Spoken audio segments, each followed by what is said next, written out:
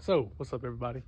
Parts came in, so I'm gonna get the Can-Am fixed up, get the Grizzly pulled out, work on that too. Finally, gonna attempt to start that. I don't know if I have time or not, but um, it's just it just feels off in the front end, and I got different struts to maybe help fix that. But Polaris, I ordered a new Bendix to try and diagnose the dang slow start or whatever, but I ordered one, it was the wrong one. Ordered the new one, was supposed to come in yesterday, and the shipping was all weird. It's coming in today, it claims, so we'll see. I don't know what time it is, but mail usually runs probably about 3, so we'll see.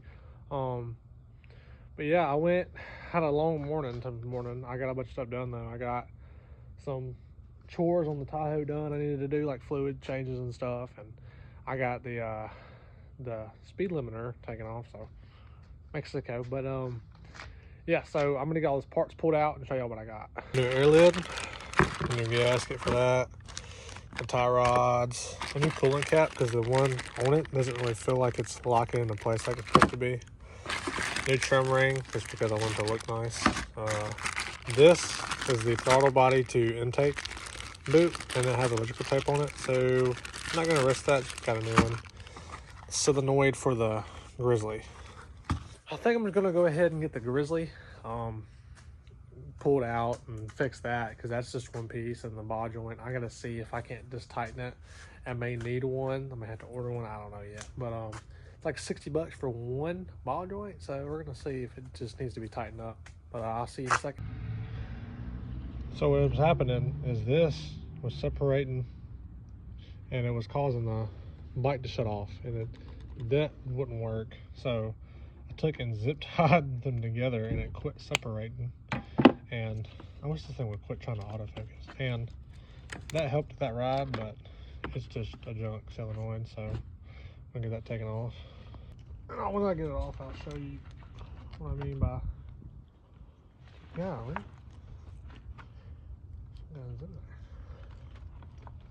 Well, that see, it just falls apart.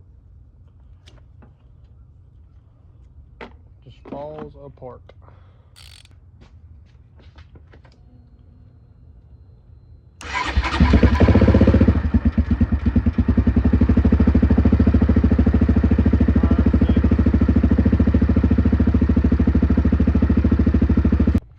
I'm gonna see if I can't fix that. See, this side is good and straight.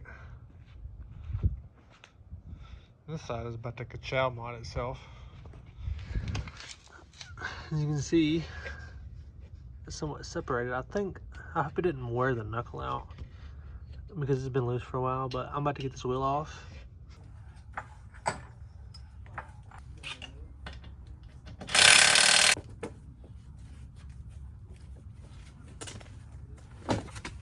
So, this happened at some point. Yeah, that's not ideal. Which those other calipers over there are locked up anyway, so I guess I will be buying all new calipers.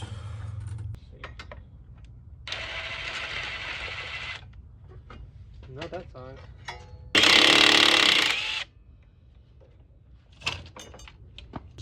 The ball joint comes all the way through, and there's a reese on the end of that ball joint, and this was actually going all the way to that, and it was just twisting the ball joint itself. It wasn't trying to tighten.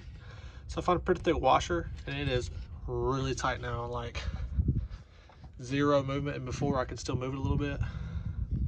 It's as tight as it can be. If it backs off now, I'll just buy a new knuckle and ball joint, I guess, and try to get a new nut, but I think that's gonna be holding that. So next I'm gonna just put some more fluid in it. You know, it needs some fluid, but I'm gonna put the wheel back on and stuff and test drive it, and then get on this guy, which, yeah, I am going to pick up a part, so I'm gonna do that later. Well, I like to record in the sunlight, so I'll catch you in a minute. So that held pretty good.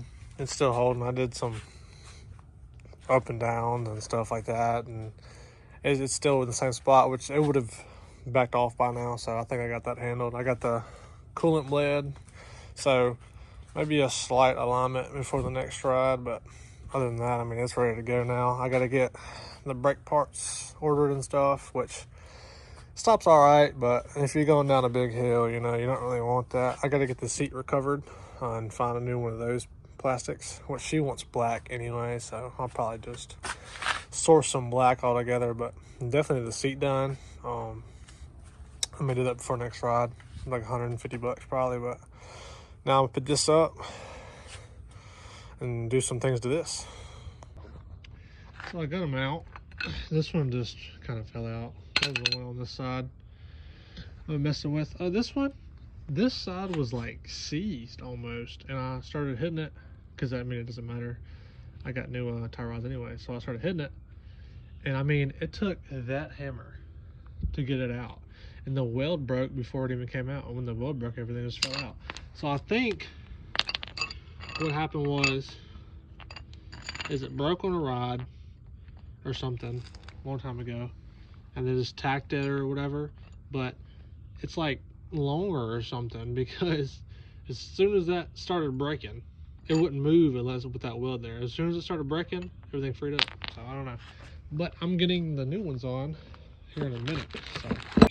So I wasn't gonna bore y'all with all that, but I got it on, I got it aligned, and it actually kind of lifted the bike up in the front some, which obviously alignment, but I mean, it came up a good inch or so, and I've already done that with the jack, and that's where it settled. So still got to do the wheel bearings and stuff, but all that goodiness in there. We're gonna see how long those last. Those look super thin to me personally, but I'm not gonna be hitting walls at 40 miles an hour. Maybe not. I'm about to go pick up Preston. We're gonna go to Grenada again and get parts for this. So can't really do nothing about it tomorrow. It's supposed to rain all day, so I gotta go there, come back here, clean up all my tools, get everything put up, and then I don't know when else I get to work on it again. Maybe during the week at some point, maybe next weekend, I don't know. I did get a front bumper, I got a new front rack, and I got this kit, which I don't know what this came off of. It came off of this, obviously, it came out, but it's got like a 1987, you know, how you doing fan, but the radiator, I'm not sure. It looks like it came off of a Grizzly. It probably did what I paid, you know, like 170 bucks for the bumper and all that stuff. So I got to get this taken care of this week. We have a ride. What's it called? It's called it's Rock's birthday bash. So that's March 14th through the 17th, 19th, something like that. I don't know. We're trying to go to that. So trying to get this ready, and everything's been fine until today when it decided to throw for 6 goes, you know. So it's stuck in that, but I'll pick you up when I get the truck ready to go. You know, I guess I could have been nice to myself and washed it off before I decided to do this. Now I'm gonna loosen this. I don't know, I might pop it off all the way. I don't know yet. I'm gonna loosen the ball joint just enough to free this up, get this top off, pull the whole strut out. I'm gonna put this one beside this one. I don't know if it's gonna be taller or not, but I'm sure it's not as bad as mine because these have lots of miles on them. So I take that back. Mine definitely better. The same thing, it's just mine obviously has more out. Not much, but you know, it's enough. So I got this out. I'm gonna go get my level on top, throw it back in. So for some reason I lost everything up until this point, but other side's done. I did not add the level. I actually took the bottom one out and put the top one in because I had set it down and it was about where I wanted it. So on the 2-inch top level, I just feel I can't get it to go into place here. Probably not. So that doesn't sit all the way in, so you have to grind some of the stud off, which I already did to that one. All you really got to do is take your nut. You gotta do something like this. You just take your nut, put it on. I'm gonna go further down. You want to go further down as possible.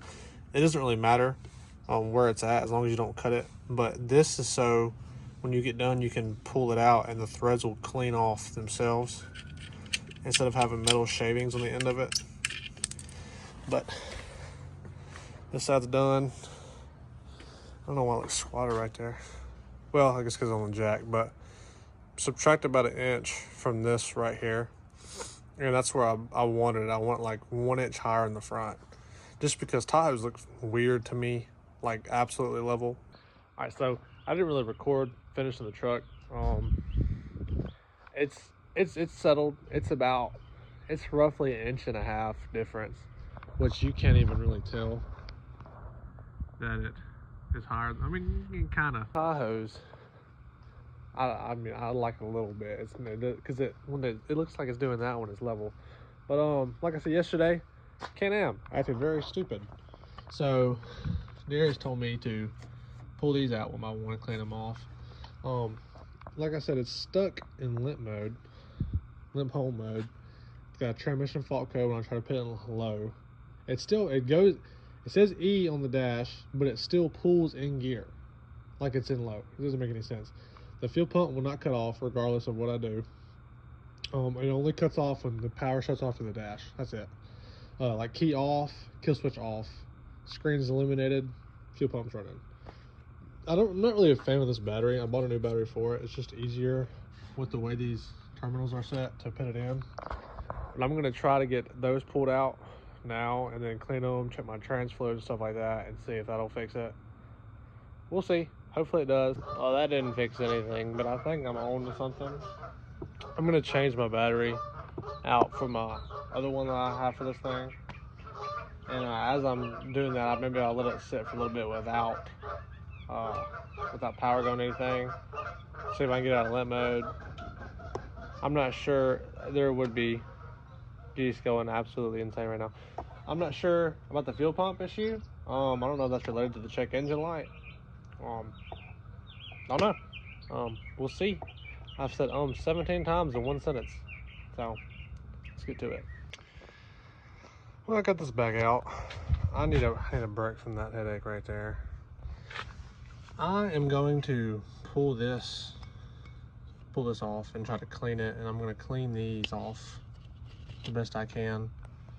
I think that's why it has a delayed spark, and I think that's why it's going to limp mode or something like that. But the old Bendix, as you can see, so much of shavings, and that's just dirty.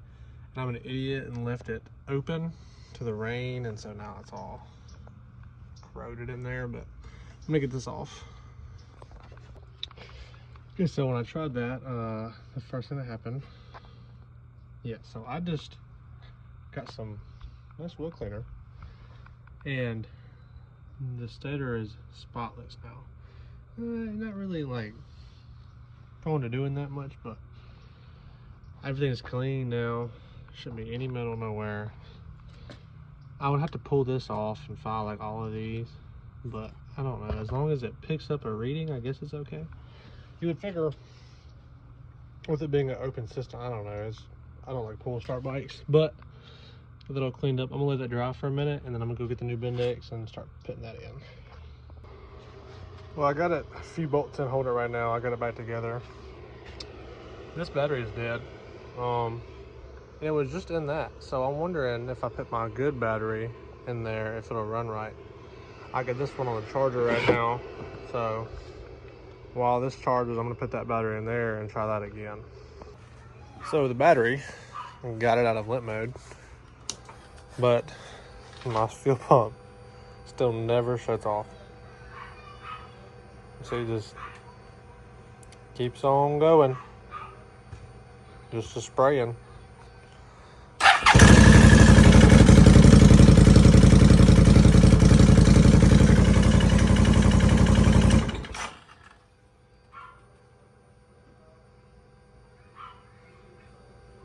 I don't know. Well, Hilarious is throwing a check engine light too, so both these bikes are in limp mode, essentially. So I'll get to you when I figure something out on one of the bikes.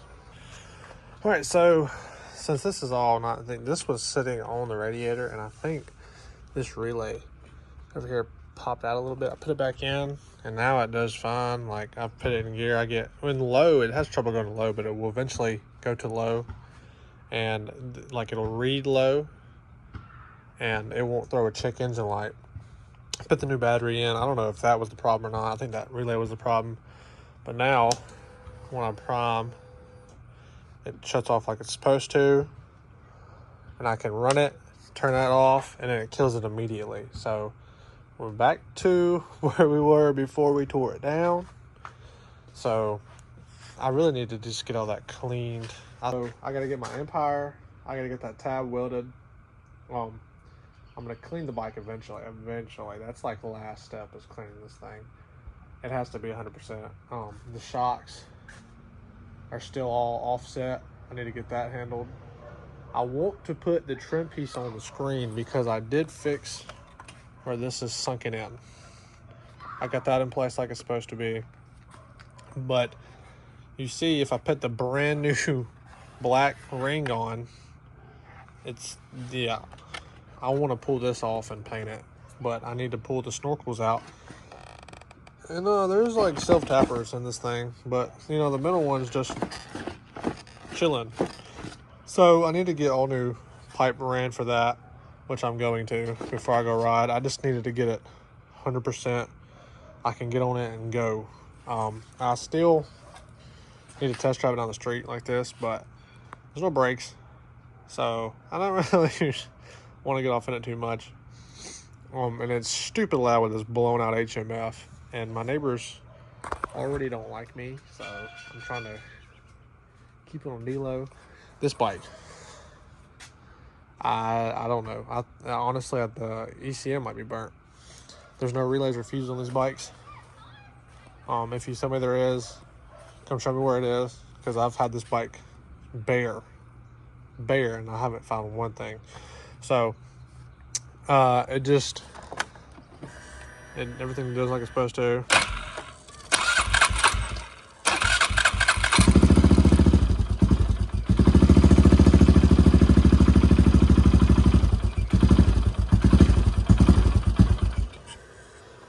And then it just does that every time. That was actually, it ran the smoothest right then that it has since I've been trying to get it back running. That 30 seconds of 1500, haven't seen that, so maybe we're getting somewhere, maybe not. I don't know. There's something going on with the alignment in the Bendix in this thing. I think this is wallered out inside where this is a keeper. So I think it's giving it movement back and forth, which it doesn't lock up anymore. So there's that, but at least one of the bikes is somewhat back to where it needs to be. All right, well, I'm gonna end the video here. I got a lot of stuff done in this video, and I think what I might try doing, the next video is gonna be really big, but I think I might start, because I'm doing weekly uploads, but I might do every 2 weeks, just so that I know I'm making it a longer video, more stuff throughout the video, because right now it's like pretty much the same thing, and I don't want to be repetitive. I know that's like really the only thing I'm working on is a dang four-wheeler that's in the same position. But I think next video on the Can-Am, the Can-Am will be in it, but I'm going to try to make it a multiple item video instead of doing just a four-wheeler. This might be the main attraction, but I have a big plan for this bike for that, so that's the only reason it's going to be the main attraction. Just let me know what y'all think about the every 2 weeks. It would probably be better videos, just because sometimes I'll scramble to put content together, and then that's when it gets repetitive. I talk about the same thing on the bike for the next 5 minutes. But like, comment, subscribe. Appreciate you watching.